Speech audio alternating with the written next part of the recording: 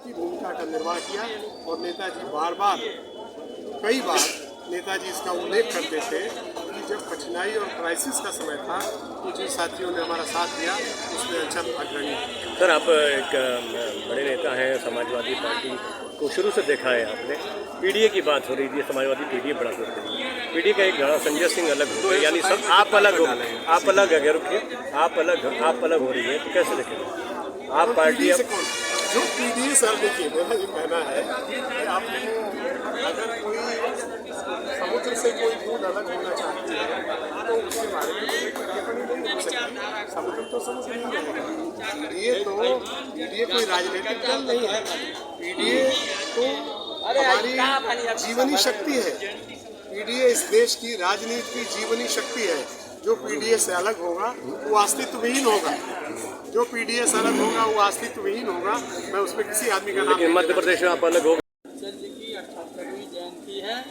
वो जयंती का कार्यक्रम ही समाजवादी पार्टी जिला मुख्यालय पर बलिया आज हम लोग जयंती कार्यक्रम मना रहे थे, जिसमें काफ़ी तादाद में पार्टी के वरिष्ठ नेता कार्यकर्ता और ज़मीनी स्तर पर जो सदैव स्वर्गीय सावधान अंचल जी के कदम से कदम मिला करके चलने वाले, उनके दुख सुख के साथी आज भारी तादाद में आकर के उनके प्रतिमा के सामने श्रद्धा सुमन अर्पित करने का काम किया।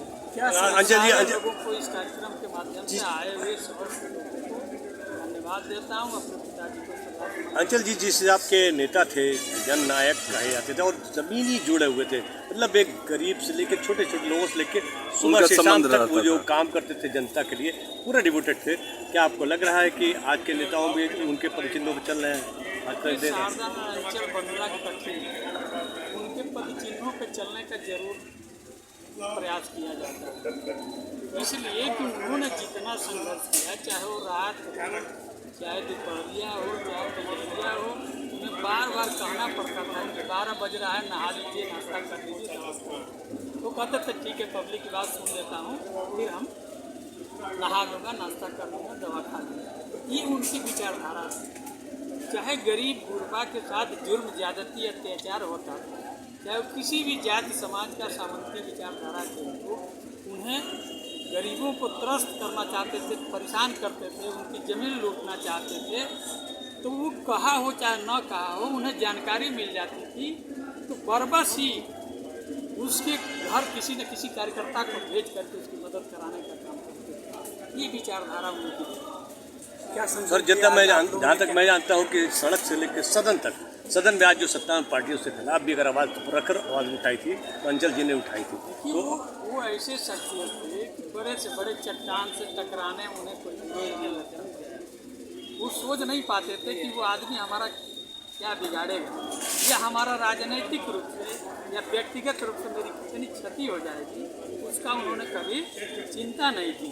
उन्होंने आम जनमानस के लिए सदैव तत्पर रहे, उनके लिए लड़ने का काम किए, उनके लिए लिखने का प्रयास किए। बहुत लोग जाते थे जहाँ हम लोगों को रहने का अवसर मिलता था, कहते थे कि लो ये चिट्ठी लिख दे रहा हूँ, तुम्हारा अधिकारी नहीं सुनेगा तो बताना, फ़ोन से फ़ोन नंबर ले लो, मैं उसे फ़ोन से भी बात करूँगा, तुम्हारा काम हर हालत में करवाऊँगा। अंचल जी, मेरा कि आपकी आंखें डबडबा रही थी, इतनी तारीफ अपने पिता तो थे ही आपके एक बड़े नेता के रूप में, आपको कैसा महसूस हो रहा था उस वक्त जब सारे बड़े नेता, समाजवादी नेता जो है तारीफ कर रहे थे आपके पिताजी की? आप सिर्फ बलिया ही नहीं बल्कि पूरे प्रदेश में उनके लोग थे।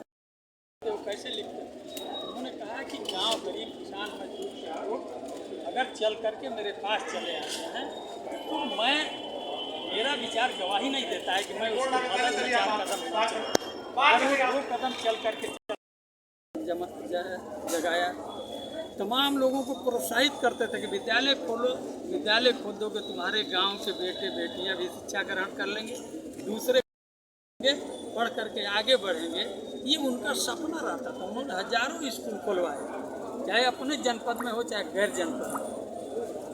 इतने बड़े शख्सियत की आज पुण्यतिथि थी, जयंती थी और वो आगे नहीं बढ़ पाएगा, इसलिए जब अंचल जी का सपना था कि गांव गरीब का राज है, किसानों को सम्मान मिले, गरीबों की बेटियों को शिक्षा मिले, छात्रवृत्ति का इंतजाम हो, पढ़े लिखे नौजवानों को रोजगार मिले, ये उनका सपना था। ये सपना तब पूरा होगा कि जब हम स्टेट फॉरवर्ड चलेंगे, उनके विचारधारा को लेकर के और सबकी मदद का संकल्प लेंगे, तो पार्टी भी मजबूत होगी और लोगों का सम्मान भी बढ़ेगा, लोगों का काम भी होगा। ये शख्सियत साधन नहीं चाहिए। अभी आप बिहार चुनाव को लेकर क्या कहेंगे, किसको वहाँ पे सरकार समाजवादी पार्टी जगमल बलिया के कार्यालय में हमारे परम गुरु स्वर्गीय शारदा अंचल जी की जयंती मनाई जा रही है।